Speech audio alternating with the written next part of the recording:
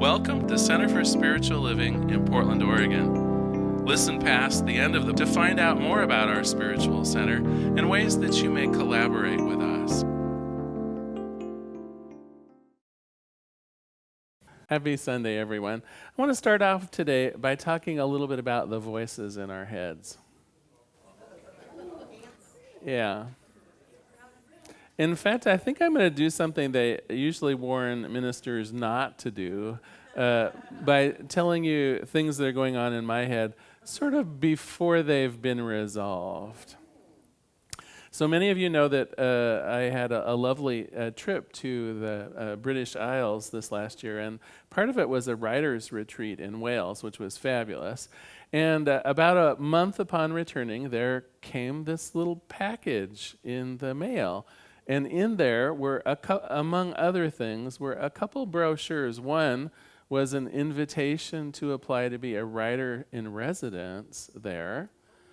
And the other one was to be a pastor in residence there. They have a little chapel there, and apparently every month they take turns with being a pastor there. And it's like both of these programs are all expenses paid, including airfare and things like that. So let me play the voices going on in my head. Because there's the one voice that says, oh my gosh, Larry, what a wonderful opportunity this would be. How wonderful that they're recognizing you both as an author and as a minister capable of bringing some light to this beautiful residential library. How fantastic this would be to get to see a little bit more of Wales, because the duties are pretty light. Most of it is free time, either to write or explore. Well, that's one set of voices. And then there's the set of voices that say, why bother to reply to this even, right? It's like you never win things when you apply for them. And what were they even thinking? My guess is they probably send this out to everyone who stays there, right? It's not even a real thing. It's probably just something I should dismiss. They weren't singling me out for some kind of an award. I'm not that good of a writer. I'm not that good of a minister that they would want to pay me. This is the war, I think, that goes on in our heads more often than not. And I want to talk frankly about this idea of the voices that both attract you and repel you at the same time, right? And I don't think this is a psychosis. Some of you might be out there thinking, well, maybe medication is in order, but I think these are actually fairly typical kind of voices that we have. On the one hand, our higher wisdom is rooting for us, wanting to try new things, wanting to reach out and do something beyond our comfort zone, ready to reach for something that is perhaps more meaningful or that hasn't been explored before. And then there is the other voice, and I'm going to use the term ego in a very simplistic way. And those of you who know more about mental health probably might have problems with me just labeling it as the ego. But there is also then that set of voice that wants to keep you static, that wants to keep you safe, that wants to keep you in a little box that's well understood and well under control, and will do just about anything to keep you from realizing your dreams. Well, this month we have a treat, at least I think it will be a treat for us. We're using Matt Kahn's book, Everything is Here to Help You. And the first few chapters literally are about this war that goes on in our brain. And he even really talks about it in an unusual way, because oftentimes we think if there's a war, the answer is to win the war, right? The answer here then would be to squash that nasty ego and move on with our higher wisdom self. Well, cleverly and truly, no. Our ego is actually necessary. Now, it may have come about from an older part of our brain in terms of evolution, but it's the part that literally does keep us safe. Without our ego, we would be standing on the MAX train and the train would be coming to us, and we go, wow, that's really interesting. It just gets closer and closer, doesn't it? I mean, it is the ego that engages that fight or flight mechanism when truly there is a danger. When we really do need to call 911 because we're smelling smoke, it's the ego that does that. It's the ego that elevates the scanning of our environment for things that are unhealthy or unwise, and engages that rush of adrenaline that powers us to keep ourselves safe.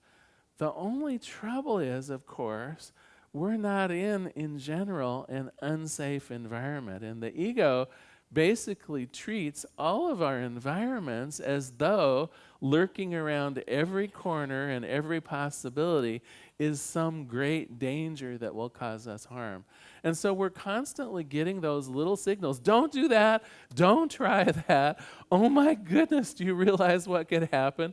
And of course, our body is primed with that flight and fight mechanism, so that often we're responding in ways as though there's a danger, as though there's trouble, as though we ought to back off of trying new things, when really there's nothing much that would harm us. It's the same level of adrenaline, the same level of worry, the same level of anxiety, when really the possibilities are as likely to be good as negative. Well, Matt Kahn came up with an interesting acronym for this idea of war, but before we get there, I have a joke for you about war. So an elder veteran was asked to speak to a grade school class on Veterans Day. The gentleman spoke for several minutes about the dangers of war, but also the need for a strong military for defense. The class was then allowed to ask questions. One student raised his hand and asked, "Were you ever in a war?" "Well, yes," said the elder gentleman, "two. I was in World War II and the Korean conflict." Then came a follow-up question from a girl in the front row. "If you had to pick, which one did you like best?" So I'm thinking that back to this idea of the wars in our own head. I don't think that we've organized it very well. I don't think that we are recognizing that these conflicting voices, if you will, really need to be stopped, or whether they just need to be put through a filter of evaluation. So bear me out on this. First of all, the pneumatics for war, Mr. Kahn says it's worry, anticipation, and regret. These are the three primary things that will get us sidetracked. The three primary messages that our ego may be giving us that puts the skids on things, that puts the brakes on things. And I want to take each one of these separately. First of all, the idea of worry. Well, normally that's future-oriented, if you think about it. I'm worried about something that might happen. So I've kind of scanned my environment, which the ego is always doing. I see something a little out of place, or something that seems a bit strange, and worry will cause you to go, oh, well, if this continues, this horrible thing is going to happen. If my daughter stays out past 10 o'clock on a school night, right? And then we start the worry mechanism. Will she be in the hospital? Will she be safe with her friends? Could she be in some strange place where alcohol or drugs could be involved, right? We simply extrapolate out with our worry about something that could happen. Now, as Kahn will point out, this is useful information if we're going to do something about it, right? There may be a time when we scan the environment, something really dangerous is happening. We're on the phone, 911. The neighbor's house is on fire. Oh my gosh, how useful that mechanism is. But like in my case, right? Worried about what might happen. What if they don't like me in Wales? What if the writer's workshop I put on is a miserable failure, right? Is that kind of worry useful at all? Do you see the difference here? And our brain can't distinguish the difference. Our brain will engage in that self-criticism. Our brain will engage in that sense of worry, whether it is something we're going to take action on or not. And so Matt Kahn says, instead of acting upon it, we use it as information.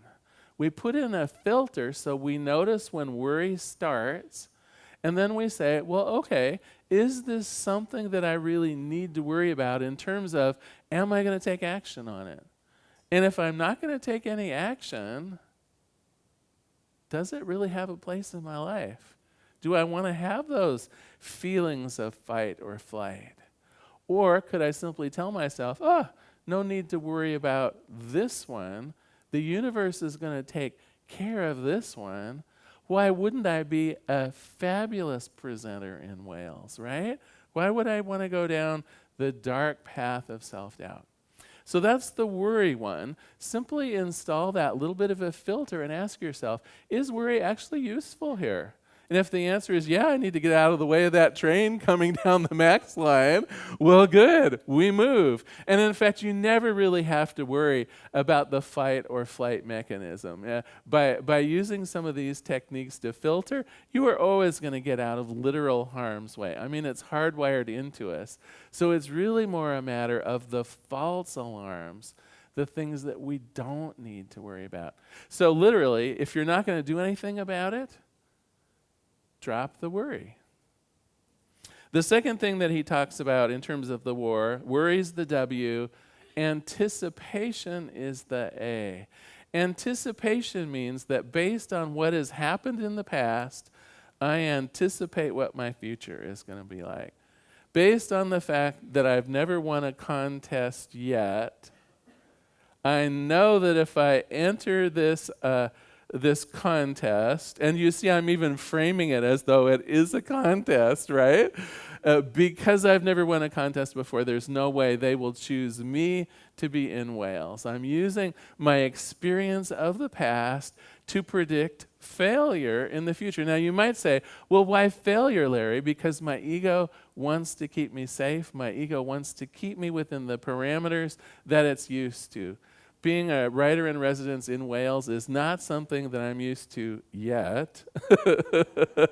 And therefore, my ego is going to give me every possible reason why it's not going to go well. And one is, it's going to look back in my past and bring up all the things that didn't go well and project them into the future.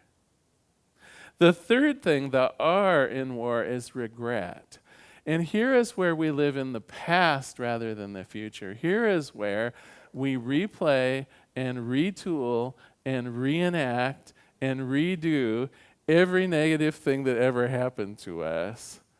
Have you ever had one of those times where something reminds you of something that's happened before and you go, oh, if only I would have said this to her. If only I would have made that choice. I remember when my stepfather was still alive. At one point, he had the opportunity to buy a condo on Waterfront Park. Now, this was many years ago, but one of those beautiful multi-million-dollar condos down at in Northwest Portland, right on the Willamette River. It was in receivership, and he could have bought it for $10,000. Now, these are the same condos, right? Right? I got to tell you, I heard that story when I was a kid more times than I can possibly tell you. Huge regret on his past, right? And yet his life was great. There wasn't anything lacking in his life, but forever he would replay that choice that he made that wasn't a good one. If only I'd said that, if only I'd made this decision, clearly living in the past. Now, I got to ask you, does this ever provide you with anything good in the present? See, I don't think so. Maybe we might think, well, it would help me if that opportunity should come up again. Right? I'm not sure that I buy it. I think by and large it's just beating ourselves up, diminishing our power, reducing our self-confidence at making decisions to begin with. So again, I think that kind of information, we can just take it as information. Am I gonna do something about this? Okay, that thought of that bad decision I made popped into my head again. Is it going to cause me to do something different? And if the answer is no, let's stop it. Let's not keep playing the tape. Let's not beat ourselves up.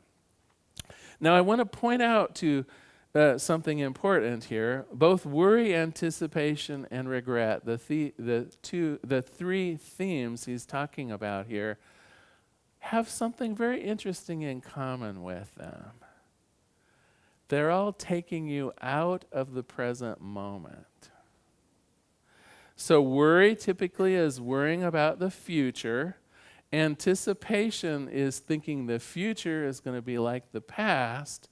And regret is replaying the past. Where is the only place in your life that you actually can make a choice, make a difference, enjoy yourself, praise life? It's in the present moment. So one of the keys here, in fact, I'll tell you how he suggests we go about this. First, we put the filter in. We notice when our thinking is tending towards worry, anticipation, or regret, we put that filter in. We say, okay, now am I actually going to do something about this thought, this feeling, this sensation coming to me? And if the answer is yes, we pick up the phone. Oh my gosh, the train overturned, right? This is important. Let's do something about this. If the answer is no, we bless that thought. We bless that emotion. We calm our heart that's racing down a little bit. And we say, okay, that's enough of that. And then we turn to the present moment. Let's let go of the past. Let's let go of worry about the future. What is before me right now to be enjoyed, to be praised, to be upheld? Because I got to tell you, in the present moment, generally things are pretty good. They may not be perfect, right? That's where our plans for the future come in. But I can almost guarantee that in the present moment, things will be more pleasant than what you're worried about, regretful for, or anticipating will go wrong. Almost by definition, those three things are going to be terrible. And so right in this present moment, when you derail those negative thoughts, immediately things are better. It's like the weight will come off of your shoulder. There will be a calmness that begins pervading your body. That fight or flight mechanism will be disengaged because you're looking around and you're not seeing the danger anymore, right? You're seeing your regular house with your regular friends and relationships. And in fact, if you have the presence of mind to, you can even engage in pleasant activity from that point, right? In the present moment, there's always something pleasant and beneficial that we can engage in. Maybe we call a friend and have a nice discussion. Maybe we plan a movie night or a date night. Maybe we get out one of our spiritual books and do some reading, right? In the present moment, you can engage yourself in such a way that you're uplifted. So these are your tools when worry, anticipation, and regret flash into your head. We acknowledge it. It often may be accompanied with that fight or flight urge. If that urge is real, if there's something that needs to be done, we bless it and make the phone call, get ourselves to safety, get in the car and drive away. Whatever it is we need to do, we bless it and we act on it. If there's no action to be done, as simply as we can, we shut the thoughts down. I don't need to worry about this. Worry will bring me no good. I don't need to be in that place of regret. I don't need to play that tape over and over again about that bad decision. We all make bad decisions from time to time. I'm going to move forward. And then as a tool for really centering and grounding ourselves, we look at the world around us filled with beauty, filled with friendship, brimming with potential and possibility. And this is what we turn our attention to. We look around and we notice, oh my gosh, my life is actually in pretty darn good shape with wonderful possibilities ahead. That mistake I made? Right? That self-doubt? We all have them. Let's move on. We simply use the present moment to reorient ourselves, letting go of fears about what might happen, regrets of the past. So the rest of this month, we're gonna move forward with this idea of our universe actually being here always for us and to support us. Once some of our own negative self-talk is moved to the side, once we're able to listen more completely to our higher wisdom self, that self that really recognizes how powerful and beautiful and talented, loving and loved we are, that's our higher wisdom self. It can easily, if you will, overwhelm those more baser and human ideas if we allow them to, if we begin cultivating them. Now, I do have a little bit of homework for you. And this one, for those of you who have a smart watch or a smartphone, you might actually find it kind of fun. So I've been setting my phone for 10-minute intervals. And every 10 minutes when I get the little buzz in my pocket, I simply ask myself, am I thinking in terms of worry, anticipation, and regret? I just want to know the extent of the issue, right? Because if this is something that only happens once in a while, it's like no big deal. It's like, whew. But if I notice that, say, 25% of my time when the watch goes off, I'm living in the past or living in the future, this is something I really want to pay attention to. And for those of you who might fall in that category, this would be a great month to actually work with one of our licensed practitioners. Once you know that this is a real issue for you, oh my gosh, I spend 10, 20, 30% of my time worried about things that might happen or dwelling in the past. We absolutely are here to help you with that kind of an issue. It's quite doable, and we will have exercises throughout this month and personal attention that we can give you in that area. So homework, it's simple, but it does require a little bit of a commitment. And of course, you don't need to have a smartwatch. You simply could have some kind of a reminder system that throughout the day on a regular basis, okay, what was I thinking? Am I thinking about what's going on right before me? Or am I worried about what's going to happen? Or am I replaying events from the past? What percentage of my time am I having a sort of out-of-body experience and a negative one? Okay, so that's your homework for this week. More to be revealed next week. I want to close today with a quote from this excellent book and, of course, a prayer. So Matt Kahn says, instead of spending time hiding under a spiritual microscope of self-judgment and inner criticism, our soul's journey is centered in cultivating higher vibrations. This occurs by transforming the way we respond to ourselves and to others. In doing so, we soften the edges of ego to help it return to its true source. Again, this is not a matter of casting the ego away. We're not here to win the war, but rather realizing the source that ego is meant to find is the spark of divinity within you. Once inspired, moment by moment, the inner war is ended, and in the most authentic, compassionate, and heart-centered way. Let us pray. There is one thing in this world, everything that is seen, everything that is unseen, truly all there is spirit. And what I know about spirit is it is the highest container of love. Love literally shows us the way, buoys us up, provides the resources we need always. This is our infinite universe of good. And I know that's true for me. I know that when I look beyond some of my ego's worries and anxieties, when I leave behind regrets and anticipations, I know that what is revealed is that limitless source of good. It is my ability to make great choices and to plan for the future in ever-expanding and evolutionary ways. It is my ability to see the potential and seize the day. And as it is true for me, I know without question that it is true for everyone. Each of us has that ability to simply evaluate the information that our ego brings to us and decide whether it's worthy of our action or not. And when not, we just bless it and move on.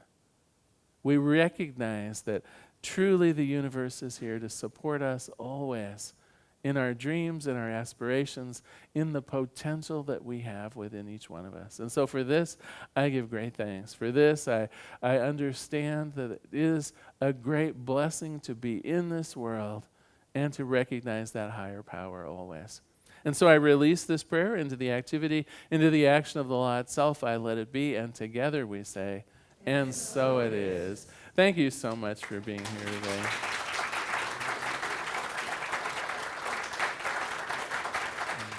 So glad you're here.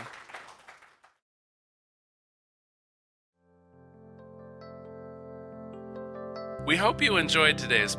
If you happen to be in the Portland, Oregon area, we'd love to have you visit in person. The Portland Center for Spiritual Living is located at 6211 Northeast Martin Luther King Jr. Boulevard. We have inspirational services at 9 and 11 a.m. every Sunday. Our mission is to open hearts, ignite minds, and to make a difference. If you'd like to support our center, you can donate online at www.pcsl.us/donate. Our website is also the place to learn more about what's going on at the center or to contact us. Allow us to become part of your extended community. Wherever you are on your spiritual journey, you are most welcome at the Center for Spiritual Living.